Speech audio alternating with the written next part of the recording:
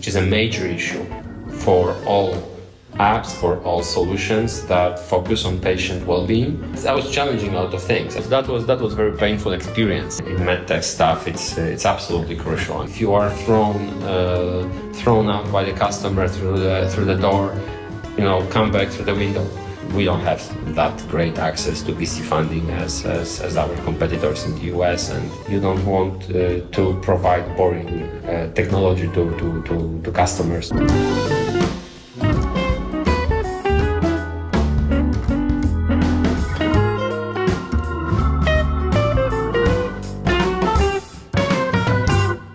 Hi everyone, today is our new episode of Digital Health Interviews. Today we have a magnificent guest. His name is Robert Kitlowski. Hello, Robert. Hello, thanks for having me. Let's start with your short introduction. It took me a while to go through all your career since it's pretty impressive. Can you tell us some most interesting facts about yourself? Absolutely. So thanks for having me again. And I basically started working for VC funds. So that was my kind of beginning of my career. However, like 20 years ago, this sector in Poland was not very developed with only several funds out there. So I thought that maybe going into the industry and maybe getting more into finance was a good idea. And actually I did it. I worked for large multinational corporations like Toyota, for Statoil. I also worked for smaller industrial companies. I was the finance director, and since 2010 I started building my own businesses. Mm-hmm. I actually started earlier with some industrial startups, but in 2010 I made small investment in a company called Infoscan. That was a device or a solution for home sleep testing, and this is how my story with health tech began. But why did you get into MedTech after finances? How did that happen? Well, I think I never wanted to be an accountant. Mm-hmm. So during my secondary education, I had a choice. Like I could become a programmer, I could become a finance person, and I was really fond of programming. So I was my first computer was Atari XL and 800 XL, and then all my life or all my free time I was actually devoting to computers. So I was programming, playing games, and I thought I would be a programmer. However, I thought that maybe spending my whole life in front of the computer screen was not a good idea. Mm-hmm. So I thought that maybe finance would be good. However, now I'm spending my whole life in front of the computer. So maybe that wasn't the smartest choice. Although I think I'm very happy with my education. I got some good education in math, and I have a good understanding of IT, of science. So I'm really fond of these fields, and also knowing how things work in kind of financial sense is very important. So nowadays I see a lot of tech people learning now how economics and finance and inflation work. Mm-hmm. So for me, it's like bread and butter. I mean, I know it by heart, and when studying, I was thinking like it's kind of obvious, like everybody knows that. But it seems that most of the people don't know it, don't understand it, and actually, I really like your initiative. So at some point, I was thinking about actually publishing some materials and doing some blogging about long-term economic effects of COVID, for instance. I did some articles in Polish, and that was really exciting because I was at that time in 2020. I was actually forecasting what's happening now. So basically, long-term inflation, long-term low economic growth. And a lot of people thought that things will get to kind of normal, but life is as it is. Right. So Infoscan, your first startup, and it got successful right away from the first try. that was very painful experience. I mean, actually most startups are painful for sure. I mean, there is no free lunch. Of course, some people get a lottery ticket, like a winning lottery ticket. For instance, they become some key personnel of Twitter or some key personnel of Tesla in the early days, or some key personnel of Facebook, and they get some. They are paid in stock, and then they become millionaires. Like after a year, 2, 3, 5, whatever. No, in my case, it was always a hard way, and there's a saying that it's better to spend 1 hour in the library reading versus spending 5 days in a laboratory trying to solve things that people have already solved. And I'm more kind of lab person. So, well, now I do a lot of reading before, but I used to be more lab person. So I like kind of personal experience to see, are these people really knew what they were doing? And I was challenging a lot of things, and that's not the best way to do things.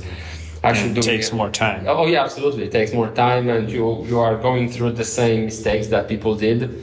So I encourage everyone to do a lot of reading and to ask questions. Actually, that was also my big mistake, not to ask questions. When selling, when learning, when doing whatever, it's better to ask questions. There's no shame in not knowing things, which is kind of also something that I'm not sure about Ukrainian culture, but in Poland, it's kind of people say, don't ask stupid questions. Like we have kind of a feeling that it's better not to ask questions because somebody may think or feel that you are not qualified. So, you have to learn a lot, you have to speak perfect language, perfect accent, and all this stuff, versus people that do more business or better business. They're not that good in technology, but they are somehow, kind of, maybe better organized in terms of interpersonal relationships. So, and also asking questions and also learning. So there are no stupid questions, and that's what I have learned throughout my career. Eventually, the Infoscan got public company. Yeah, absolutely. I went through the whole process. That's why I said it was public. It was painful because I started with some technical people, with my co-founders, and just two different reasons, and the other involvement in other ventures. I had to run the company for several years, like on my own as a kind of leader. So that was that's usually bad. Like when co-founding a business, you first ask your co-founders what they are doing apart from their main focus on your venture. If you don't do that, you always risk a situation that people will have other activities that will disturb or just will make them do other things than you are focused on. So basically, for several years, together with couple people that basically supported me heavily. Like one of the person that really helped me a lot was my mother. She actually got very much involved, and she's a very successful business person. She was throughout her whole career. She basically worked for the Japanese companies, and she ended up as a country manager for Matsushita in Poland. So she basically took over the regulatory role, and in MedTech stuff, it's absolutely crucial. I mean, if you don't have at least a general idea about regulatory requirements, it's better not to be there. Right. I see a lot of startups, trying to be. So, going back to the Infoscan, I basically, together with several people, developed the product, obtained C certification, raised like three rounds of funding, and also between that period listed the company in the Warsaw Stock Exchange. As the story goes, usually there are sometimes some misunderstandings, sometimes different strategy. I exited the company in 2017, I think. I sold my shares. For me, it was pretty successful. I mean, I'm happy I got my return. What I did next was basically I was trying to figure out where the market is and where should I be. I think that when I was developing the Infoscan technology, it was very kind of up to date. But after several years, I saw that due to lack of investment in this field, so much more could be done. And I saw the development of machine learning and all these new initiatives, and I thought that I could do something more. So the money that I got, I invested in the next startup called Brainskan. This is actually this company. Basically, Brainskan is still on, so it's a big success for me that the company is basically working, is providing great value to customers, to patients. So basically, this company has developed a solution for computer vision. The system is able to classify CT scans and to find lesions. So basically, it's supporting radiologists to do diagnosis as good as possible. So it is basically a decision support system. And the market is huge. The company is doing pretty well. So I'm on the supervisory board right now. I'm no longer active, but for several years, I basically have built this company from scratch. And something that is very, very important for this kind of ventures is that we basically have a clear vision where you want to be and when you want to do that. So we did a lot of things, starting from developing the product, obtaining CE certification, raising R&D funding, which is kind of typical for Polish startups, that basically we are financed using a R&D funding, which has its limitations, but is not dilutive funding. And we have pretty poor access to VC funding, which is also a burden because you can't really spend money on sales and marketing, which makes a lot of startups to stop at some point because they don't have resources to go out to the market and sell the product. Right. So if I found the information correctly, Brainskan raised in total around like $500,000. And that was like in April of 2019. Are you planning to raise more funds, or the company is operating independently? Well, I think it's more complicated because we started with a R&D funding from National Center for Research and Development, and I want to thank here this institution because it's actively supporting Polish startups in developing great technology. So without it, we wouldn't be there. And we have raised in total about, I think till today, would be more than $2 million. And we started from a first grant that we got for about $800,000. Then we got another $250,000 also for R&D. Then I got another grant for $1 million. And just recently, the company, Brainskan, has raised $500,000 from Helen Zaleski Foundation, which is a very renowned investor that was behind developing Alior Bank in Poland. So this was a big deal, a great quality investor that basically supported Brainskan and also somehow validated this project. So. The company has now plans to maybe go public. We shall see how it works out, what will be the market sentiment. But I'm not actively managing the company, and the company has its own management team. Okay, so let's get to your current startup that you're most active in, Aidmed. Can you tell us a little bit about this company? Yes, thank you for this question. Actually, Aidmed right now is consuming 150% of my time, so it's a great venture. Aidmed is simplifying patient diagnostic and rehabilitation process for patients with chronic pulmonary diseases. Our main focus is on collecting data from patient body and then processing it so it's easy to interpret it for physicians. Actually, our main objective is actually to make life of physicians easier, as they don't have much time to actually work on signal analysis. As soon as the patient is diagnosed, we provide rehabilitation tools so that the patient can continue the treatment process remotely. So just imagine you going to the rehabilitation center for a 2 or 3 weeks treatment rehabilitation period.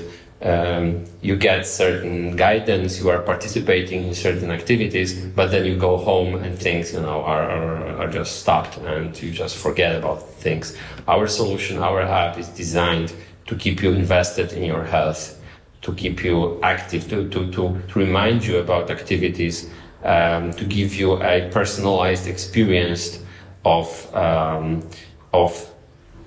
rehabilitation community, of other people taking part in the same process with you, and also the part of that we are still working on, the machine learning part of it, is first of all predicting potential patient dropout, which is a major issue for all apps, for all solutions that focus on patient well-being, and also on motivating you to continue the rehabilitation process. So these are our main solution use case objectives.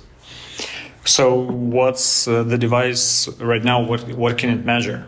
So as you can see, it is neatly packed, and we have developed this solution. We have been developing this solution for several years.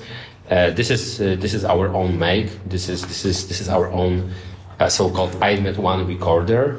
The motherboard is manufactured in the US. The case is manufactured in China. So this is the way it should have been done for every vendor, to protect your intellectual property. And the whole thing is manufactured, assembled in Poland, and tested and programmed and so on. The system is designed to to seamlessly collect data from patient body.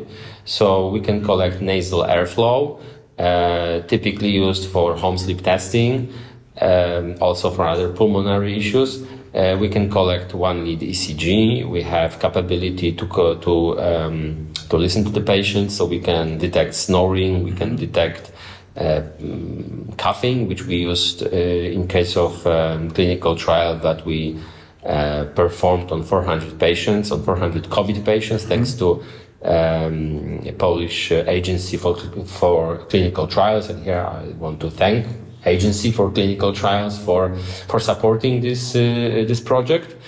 And we have also here a accelerometer, so we know patient activity, we know patient body position. We have a temperature sensor, so a thermometer. We have also bioimpedance sensor, so we know how patient breathes, how deeply, how often. We have a lot of data here that we use for machine learning and for predicting potential deterioration of patient vital signs. And as soon as the patient is diagnosed, we can provide appropriate information for a physician, so that physician can advise patients to continue rehabilitation process. Looking at our current research and great interest from rehabilitation, from physio labs that like to have biofeedback, that like to understand patient or customer sentiment, emotional involvement. We will be adding GSR sensor to collect data from the skin, to get a galvanic response on patient or customer stress level, on a happiness level, to predict it. We have actually a research funding for this initiative. We are basically working on human activity classification based on gamification of physical activity. So what we are doing, we are making people train using Aidmed. We are collecting the data, training the models, and then predicting, is the patient doing push-ups or maybe stand-ups or maybe jumping. Just GSR sensor is essential to understand if the patient is involved customer is involved, is happy doing this, or if the patient or customer is happy playing particular game, we are able to predict which parts of the game are interesting, which are boring. So this is an exciting piece of research, and this is I love Aidmed because it gives us so much opportunities to combine all these different worlds, like gaming, like healthcare, things that in the future will be one thing. You don't want to provide boring technology to customers, to patients, because something that is exciting makes people invested in their health. And this is what Aidmed is all about, to make people motivated. How much is the device? Well, our current list price for professionals is $1,100. Although we are not really very fond of selling the devices. Our major business model is based on subscriptions, so we are providing our solution on a monthly subscription. It's $100 per month. This is a all-inclusive subscription, so in case anything happens to the device, we just replace it. Our main customers are physicians, so this is a professional device. Rehabilitation part can use our devices, but devices are not required. The main center of the rehabilitation solution is a mobile app that basically guides patients through the whole process. But patients can use all different Bluetooth-enabled devices like scale, like Aidmed One recorder or pulse oximeter or glucometer. So our objective is not to overwhelm patients with technology, but again to make them motivated, to give them human touch. So the first algorithms manage them, then the human being manages them, so that they feel that somebody cares for them. In case of diagnostics, our solution competes with Aidmed, Philips Respironics, with other vendors, where the solution costs several $1,000s. So ours, when compared, is pretty cheap. Cool. Actually, you mentioned just the mobile app, and I think you also have a telehealth platform as well. Yes. So there's extra software that supports the device as well. Yeah, absolutely. The solution is built on devices, IoT devices, mobile app available on iOS and Android, and the telemedical platform that basically collects all the data and where all these machine learning models work and provide feedback to physicians and to patients. And it's all part of the subscription. Yeah, exactly. This is just one solution that it's easy to use, and it's also easy to interchange data. We have open APIs, so customers can connect to our telemedical platform or directly to a device and collect the data. That's interesting. Yeah, we're absolutely very open, and we believe that people should share this kind of information, so that it's easier to interchange data versus closed systems like Microsoft. What's your expansion plans? Are you trying to move to other markets anytime soon? Yeah, we have just been awarded a Norway funds. Again, thank you, Norway funds, for helping us to develop the rehabilitation platform, which we'll be doing very soon. We have been granted a funding for COPD prevention and rehabilitation program run by Polish Ministry of Health, which is also thank you very much. And our strategy is based on diagnosing and managing patients, rehabilitating patients experiencing chronic pulmonary diseases, and anything around this: patient activity monitoring, motivation, gamification is part of our research. On the business side, business-wise, we are now in the process of raising funds, and we are looking for a VC funding that will allow us to actually market our solution mainly in the US, which is the largest and wealthiest, of course, healthcare system in the world. And actually, we have a lot of great feedback from US customers, and I think we'll be very successful there. So we just need to get the FDA approval. We also want to set up a sales team.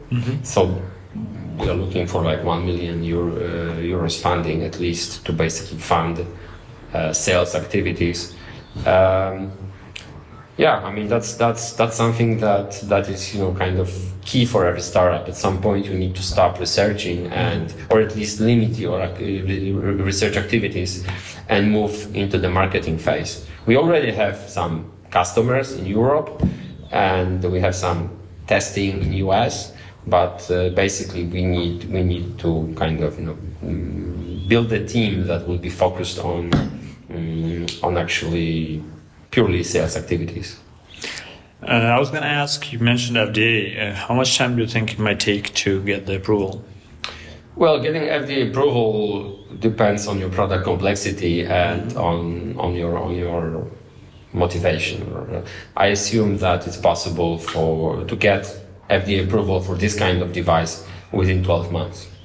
And this is kind of something that I think is very feasible. It's just you need to focus on the process, and we have already found very competent FDA advisors. We have a great partner in the US who is ready to actually represent us there. Hi, Terry. So I just think that something that stops us right now is limited funds for market activities, which is also a weakness of most startups in Poland, maybe also in the EU. We don't have that great access to VC funding as our competitors in the US, and I think that this makes the whole story different here. Right. Well, good luck with getting funding and FDA approval as well. So in the very end, I ask our guests to give some recommendations or pieces of advice for startup founders, especially in digital health. So what would you recommend? Yeah, it's a difficult question, although very, very, very good one. I'm not in the end of my way yet, so this is just my experience, something that brought me to this situation, to this point. I'm sure you could ask more successful people, but from my perspective, I think that people are the most important part of the story. You need to find people that you will like, that will support you in your difficult times, that will be resilient, that will not give up easily. Just people that you like dealing with in hard times. And this is the most important part. Like 50% of the success is not a product, is not whatever industry. It's actually people. There are actually no bad industries. In every industry you have someone making money. It's just the question: do you understand your industry, and can you provide a value to your customer or add something? If yes, you will be making money. If you can, of course, if you can sell your value proposition. However, if you have bad people, you won't be able to deliver. You will have issues developing things. You will have issues delivering. You will have issues in after sales. So I would say having good co-founders, good people that will stay with you and that will be able to communicate with you in difficult times is very important. Difficult times for sure will come. It's a kind of something that is common for every startup. Ups and downs. If you study most of the successful startups, they were close to bankruptcy. At least the ones I know, they were just so close. And the thing is that you only listen and you only learn about those successful ones. 5% of people, 95% are in the shadow. Just because they failed and they just don't want to admit that they failed. Mm-hmm. Although a failure is something that gives you a lot of resilience also, and a lot of power to move forward. And this is something that is very important: the mentality of a resilient person. It's very important to learn from your mistakes, try to correct them, and do it again and again. Like, never give up, right? Mm-hmm. This is kind of my motto. So apart from the human touch, the personality of the co-founders of the core team, it's very important on your own to be nice, not to be nervous, not to control your stress level despite really shit hitting the fan. And if you can't control your stress, your feelings, it's better to find some other job, because a lot of things will go wrong, and you need to be able to improvise. You need to be able to find other ways. If you are thrown out by the customer through the door, come back through the window. These are things to ask questions, not to be afraid of looking stupid. Working hard to find a way to your customer heart, or to solve the problem that you identified.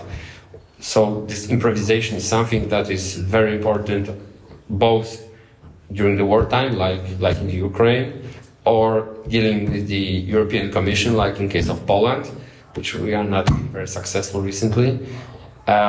Or in case of developing your startup. It's a very, very similar feature. You need to understand what is happening, assess the situation, and counterattack. Shoot the right people and talk to the right people who will move you forward. Also, not everyone has to build a unicorn. You have to really be able to appreciate what you did. Sometimes building a 15-person startup and being able to support the team and to earn some reasonable money. Profitable. Yeah, to be profitable and to earn money and to stay on board, stay afloat for several years. To me, it's a huge success. I think everybody talks about unicorns. I think that it makes people depressed. Just because wrong expectations. Yeah, exactly. The expectations are just unreasonable, and also these companies mainly are unprofitable. People think they are sexy because they let people drive some cars or whatever, but they may never be profitable. They may, like in 5 years' time, they may be gone. But your company that you will be able to support and to develop may be worth so much more. And I think that this is a problem of today, is that there's so much social media, there's so much buzz about things that are not important. I think good thing to be modest, to ask questions, to be a good person, and then hopefully things will work out.